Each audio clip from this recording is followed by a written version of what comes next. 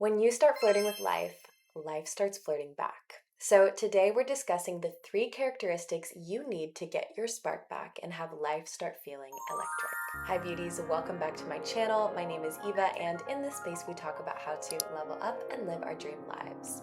So, if that sounds like your vibe, hit subscribe. And if you're interested in working with me one-on-one, you can fill out the form in my description.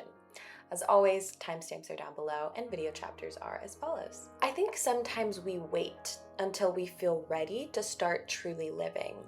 The wine is saved for the big celebration. The shoes will stay in the box waiting for the special occasion. Our feelings will stay bottled up until the timing feels right.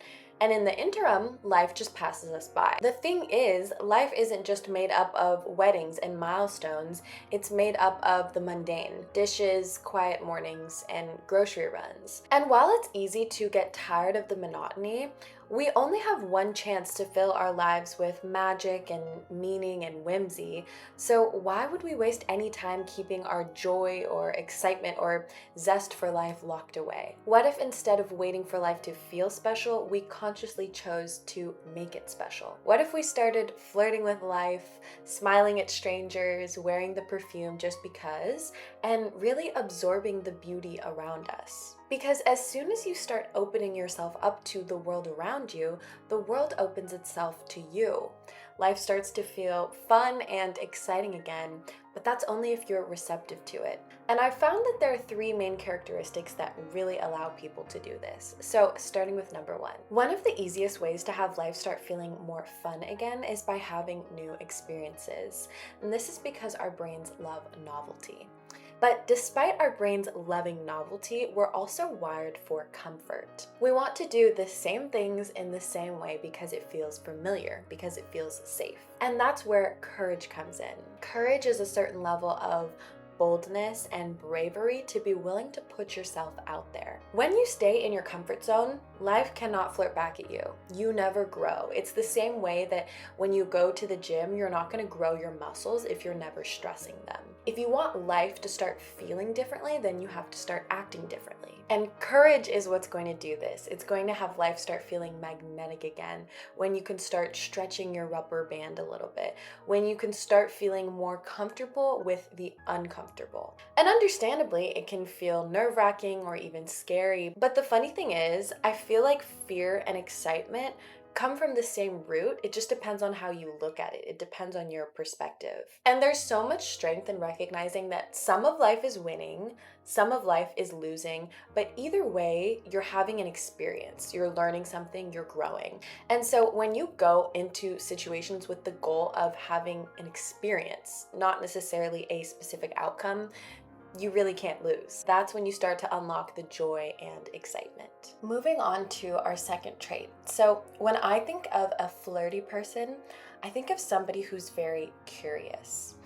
They know how to make others feel special, whether that's through eye contact or asking lots of questions. They just know how to connect with others. And so when you bring that same curiosity into your own life, you're going to start to see the magic unfolding around you. When you spend time with yourself and really understand what are the things that interest you, what are your passions, what are your hobbies, what are the things that keep you awake at night, I think of them like a guide, like your North Star that kind of tells you where you can be putting in more time and energy.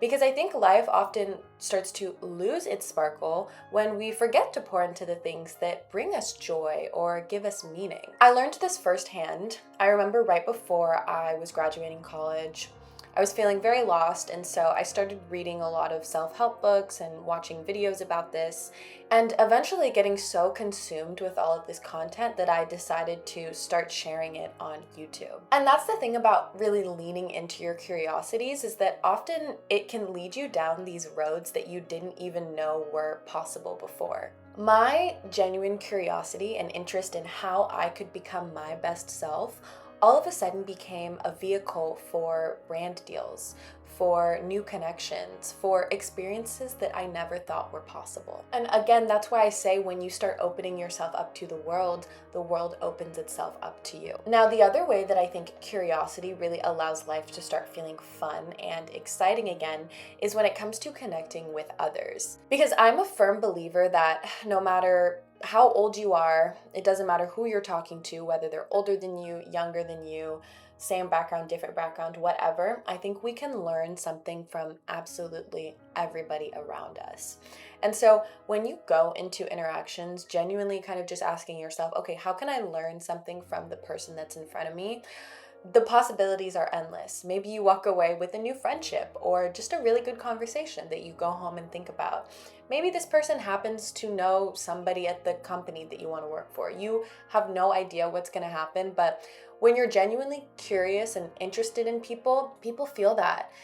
I feel like it's so rare for somebody to have someone listen to them for more than 10 minutes. And so when you can ask genuine questions and showcase that genuine concern for others, it will take you so far. So this last trait is the one I'm most excited to talk about. It's what I see in a lot of people who are just larger than life. They live with this certain vitality and magnetism, and that's because they've mastered charisma. My hot take is that charisma isn't something that you're born with. It's something that we all have, but it's something that you have to unlock. And not everybody has learned how to let their charisma come through. When you think about the people that really light up a room, they're not always the loudest or the prettiest. It's more so that they're radiating something from the inside. They're present, they're very engaged, and they're looking at life with this certain kind of wonder rather than judgment. Charisma is what happens when courage and curiosity meet.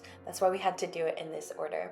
When you have the courage to show up fully and the curiosity to genuinely care about the world, about the people around you, about what's unfolding right in front of you, that's when your energy becomes magnetic. When you start being able to dance through life and really flirt with it. Flirting with life, what that really means, it's just this subtle glow that comes from being so present, so fully engaged and authentically yourself. It comes from laughing easily. It comes from smiling often, just embracing and taking in all of the beauty that's around you. When you live like that, people can feel it.